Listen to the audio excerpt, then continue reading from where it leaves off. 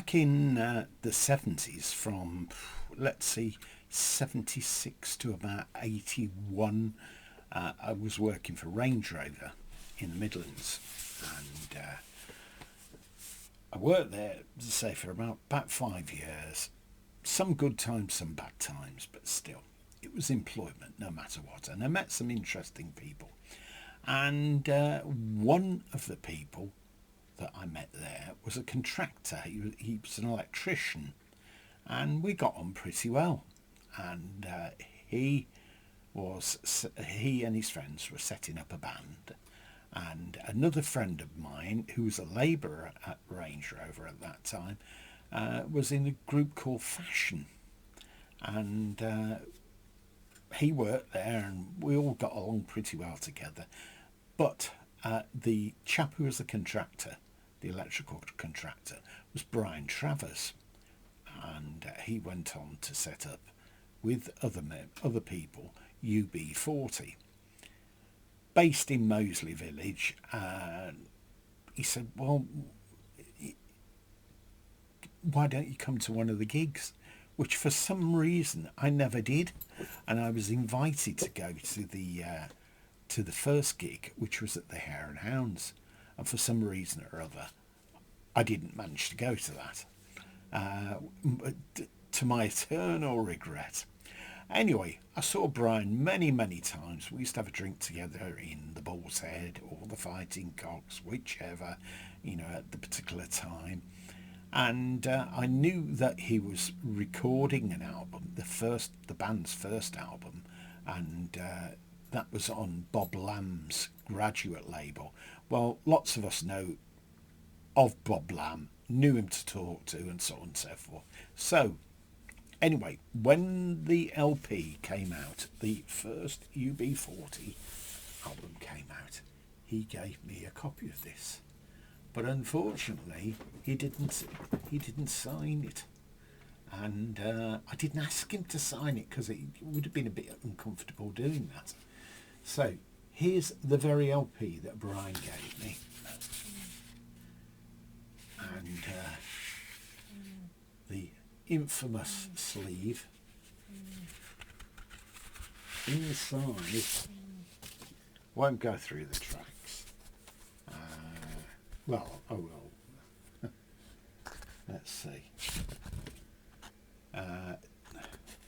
Tyler King, 12 bar, Burden of Shame, Adela, I Think It's Gonna Rain Today, 25%, Food for Thought, Little by Little, Signing Off.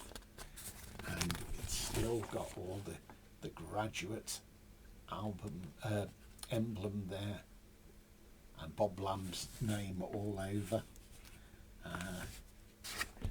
This copy is as crisp as the day that Brian gave it to me. And this was with it as well, Madame Medusa, Strange Fruit, and Reefer Madness. I don't know if this appeared on, later copies that were pressed up. Astro, at that time, Jim Brown, Ali Campbell, Robin Campbell, Earl Faulkner, Norman Lamont Hassan, Brian Travers, and Michael Virtue. Brian even got a Ivor Novello Award for songwriting. So it's something that I treasure. Now, I lost contact with Brian for years because the last time that I saw him would have been around about 1983, and it was in the centre of Birmingham, and he was in a boutique that I was in visiting a friend, and we were talking, so on and so forth, and reminiscing about the old Range Rover days. I don't know how long he stayed there as a contractor, but still, he was a smashing bloke. Then I lost contact with him for years. I was still following the band's career. The Campbell brothers, I knew their grandparents, and I knew them reasonably well, and I knew Ian Campbell as well, because I used to go to a folk club that he was involved with in King's Heath, and so I'd bump into him from time to time. Anyway, some years later, Brian and I got in contact, And then he'd been ill and he had the brain tumour, as you probably already know about that. And the plan was I was going to come down to Birmingham, we were going to meet up. He'd got a studio in Borsall Heath, not a music studio as such, but a painting studio. So I was going to visit the studio and we were going to talk about old times and so on and so forth. But unfortunately that didn't pan out because Brian's health took a turn for the worse and unfortunately he passed away. So that's another great regret, really, that we didn't get a chance to meet up. But still a lovely pristine copy of that album. And the music lives on. They've had their ups and downs, UB40, but there are two versions of UB40. I think you can guess which I prefer. But there it is. I hope you've enjoyed seeing that. If you have, please tick a like and let me know what you think.